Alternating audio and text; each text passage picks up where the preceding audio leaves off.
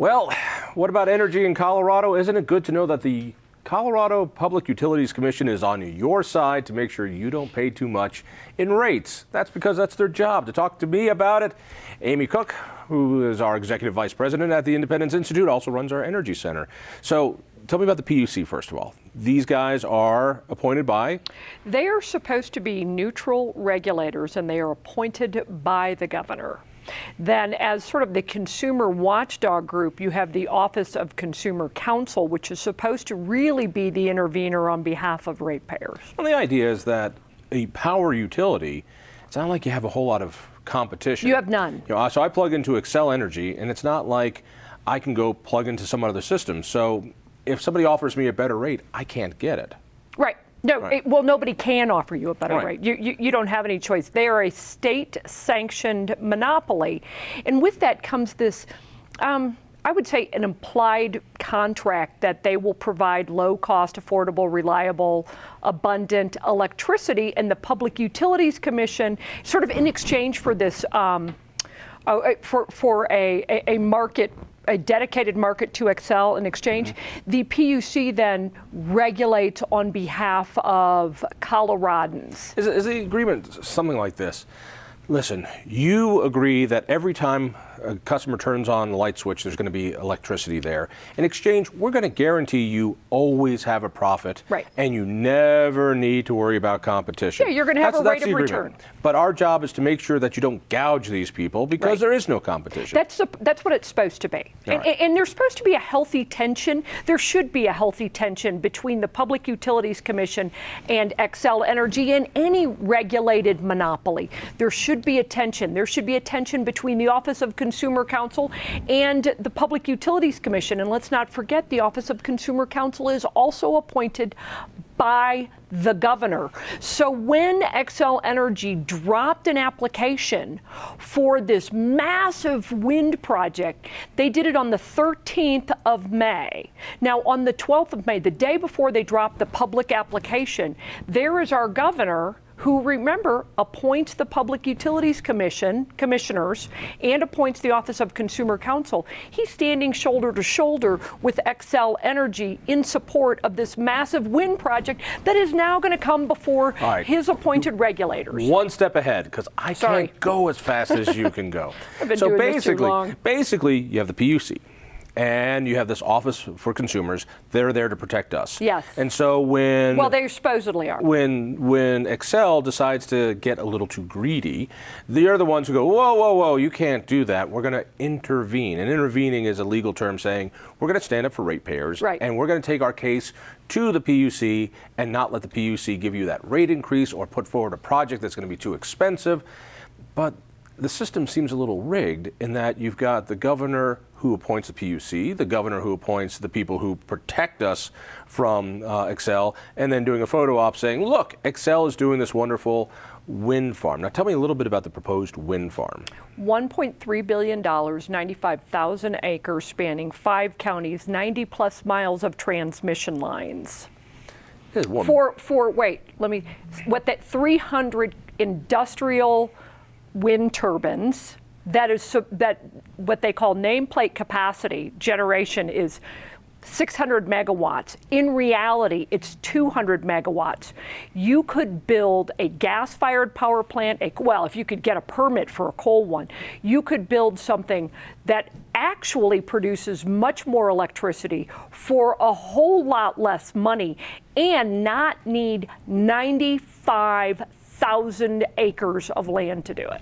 Or 90 miles of transmission lines. All right, so we're taking 90 miles of transmission lines. We're taking 90 acres. We're 5 counties, 95,000 acres. 95,000 acres? 95,000 acres in 5 counties. What is that, the size of Rhode Island or something? Larger. That's incredible. All right, so you're taking all of that, and Xcel is doing this, but you know it's going to be cheaper. It's going to be cheaper because it's wind energy, and therefore it's free. The wind blows, and that's that. And that's why this all works. Now, you put forward something, and you put together this group of interveners yourself. And this was something I don't think the PUC was quite ready for, which was, here you have the Office of Consumer Affairs, and they're the ones who are supposed to do this. They didn't. And so along comes the Independence Institute, along with others. We say, wait a second, ratepayers need a voice. The government's dropping the ball. This thing is going to be too expensive. Why is it too expensive for ratepayers? I mean, what do you care if they build this thing or not? Well, because they get cost recovery. Xcel Energy gets cost recovery in its, it's built into your rates. We've already seen electricity rates go up 67% in the last decade. The Office of Consumer Counsel has all but abdicated its responsibility to ratepayers. Let's just be honest. This is kabuki theater. The Office of Consumer Counsel and the PUC. The PUC pretends to regulate. The Office of Consumer Counsel pretends to protect ratepayers, and they haven't. We have seen electricity rates run or just absolutely skyrocket. Au contraire. So. Oh, no, hang on. Okay. I was listening to public radio, and I heard our governor say, I don't understand why there would be objections to new clean power, and that if you could have cleaner power for the same price, why wouldn't you do it? He made it very clear this new stuff is not going to cost any more.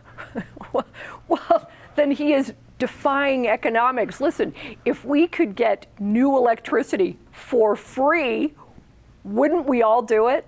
The point is, we don't. Electricity rates in Colorado have gone up 67%. And this is even before the Rush Creek wind farm. Xcel Energy, using their own numbers, projected Germany-type rates at 38 cents a kilowatt hour by 2030. That's before the... What is it now? We're at about 12 cents a kilowatt hour. Imagine 38 cents a kilowatt hour by 2030. And so triple our electric bills. The problem is the wind blows for free. It's turning it into electricity that isn't free, and in fact, it's wildly expensive. It's not. It needs backup generation, and when you say 600 megawatts, what you really mean is maybe a third of that. It has to have something else backs it up because the wind is unreliable. So when you flip your switch, you expect your light to go on. So that means if the wind isn't blowing, Xcel Energy has to have something else to provide you the electricity. That means you actually need about 1 1/3 times more capacity.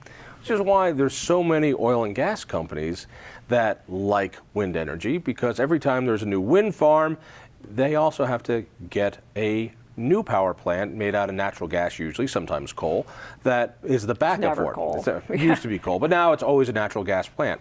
So in other words, a great part of government procurement, as everyone knows, which is why buy one when you can buy two for twice as much. And ratepayers are the ones who have to foot the bill. The other thing is, this wind farm relies upon the production tax credit, which means taxpayers across the United States have to pick up the 40% production tax credit.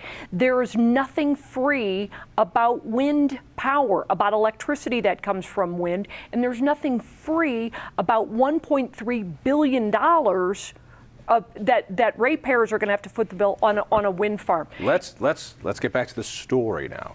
So here's the government, who has the PUC appointed by the governor, the Office to Protect Consumers, also by the governor, the Xcel company, who is in there doing a photo op with the governor about this terrible wind farm that's going to cost us all money, and we say, who's looking out for the ratepayers?